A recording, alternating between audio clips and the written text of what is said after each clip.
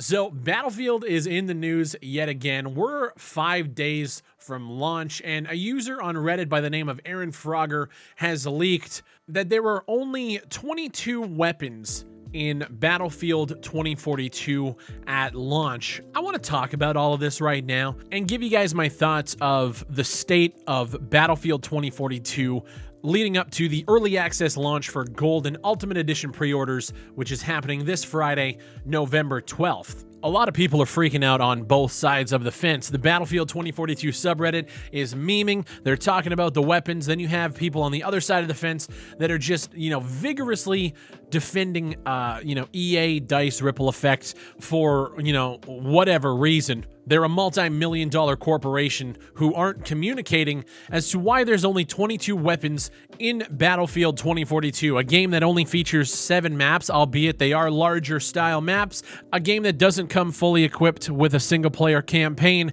and a game that now has been confirmed to only have 22 weapons. So we have 3 secondary weapons, 4 SMGs, 4 assault rifles, 2 LMGs, 3 marksman weapons, 3 sniper weapons, and 3, utility shotgun weapons. So for me, initially right off the bat, I was like, oh, 22 weapons, that's not bad. But then when you actually see it broken out on the screen, there's not a lot of variety in the Battlefield 2042 base experience. Now, this is coming from a leak. Now, granted, this leak is confirmed. I'm seeing people online sitting here saying, this isn't the day one patch. Just wait until launch. Why can't DICE or EA or Ripple Effect or whoever come out and just let us know exactly what we're getting at launch? It's weird that we have to hear about this stuff from a leak, and then we have people defending it by linking to a tweet from Tom Henderson from back in July, in which he leaked that each Battlefield season, which is going to be completely free for everybody who owns Battlefield, you're going to get 1 specialist, 2 new maps, 2 maps for Portal, a hazard zone update, 6 to 8 new weapons for each mode, 2 to 3 new vehicles, and 100 season tiers within the Battle Pass. So we're defending leaks with other leaks. The real question, and the only question that everybody should be asking themselves right now, is where in the fuck is the PR team for this game? Why are we finding out all of this information from people who don't work for your company? Why aren't you communicating with the community? And if this is all true, why are we getting such little content at launch? That's the question. Here's the answer.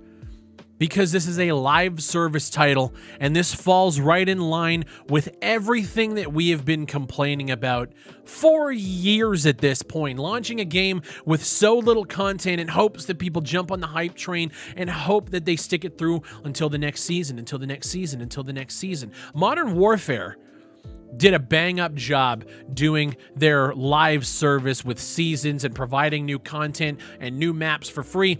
But the base game launched with so much content already that I couldn't fault them for it. Yes, the microtransactions and stuff was rough. Yes, they did drop a lot of post-launch content. And yes, the game could have been better at launch, but it was still a solid title. Battlefield 2042 has been marred since the fucking technical alphas that happened earlier this year with bugs and everything else. Even the last beta that was open to the public was panned across the internet. Why are we getting excited for it? I'll tell you why we're getting excited for it. Because there is nothing else going on in the FPS space. Vanguard is cool. Vanguard's here.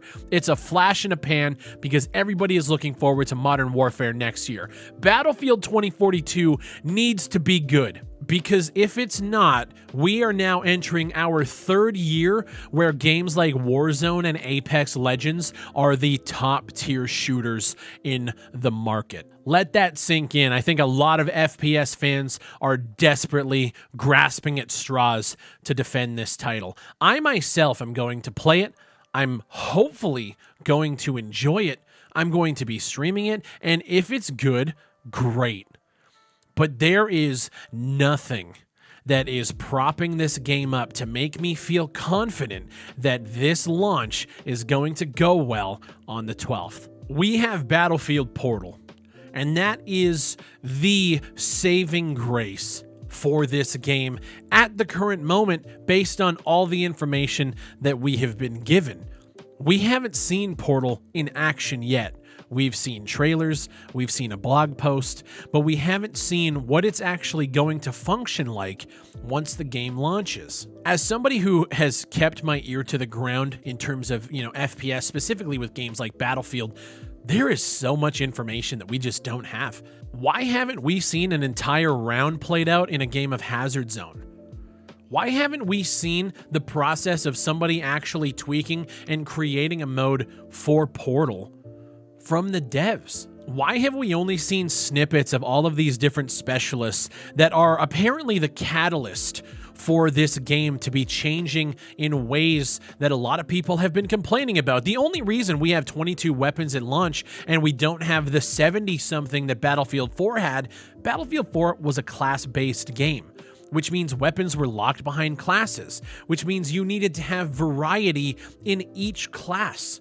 You were forced, based on how the game was designed, to create a bunch of weapons, and it was awesome. People love having variety, and I know, and I've already seen it being defended, that when it comes to games like Battlefield 4, there is a meta. People like to use one assault rifle. People like to use the meta sniper, the meta assault rifle, the meta SMG. But just because there's a meta doesn't mean that everybody is going to follow it, and that doesn't mean that the people who don't follow that meta shouldn't have the variety, the spice that a game like Battlefield 4 provided, and a game that now doesn't have a single-player campaign, a game that is only launching with 7 maps, a game where we haven't heard official news about what we're actually going to be getting each season. It's launching with a minimal amount of content. It's just the simple fact of it. Take all of the leaks and just imagine that none of that existed. We didn't look at any of this information, even the weapon leaks, the Tom Henderson stuff, and just tell me what you actually know about Battlefield 2042. And it's the most hyped game of the year. And I'll be honest, man, I'm hyped to play it too. But I'm in a very peculiar position where if the game is bad, I can make content on it. And if the game is good, I can make content on it. I'm one of those people who I call a spade, and I can make content however it falls out. However, the other, 8 to 10 to 12 to 15 million people that are buying this game don't have that option. I really think the disaster, as of right now, that is Battlefield 2042, falls on the communication from the developers and the publishers.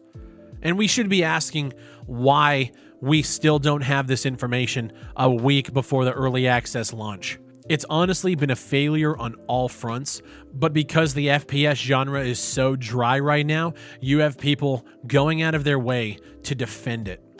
Because like I need the game to be successful and I need the game to be good, so does everybody else. And that's a really sad state, and that's a dangerous one when it comes to consumers putting their money up.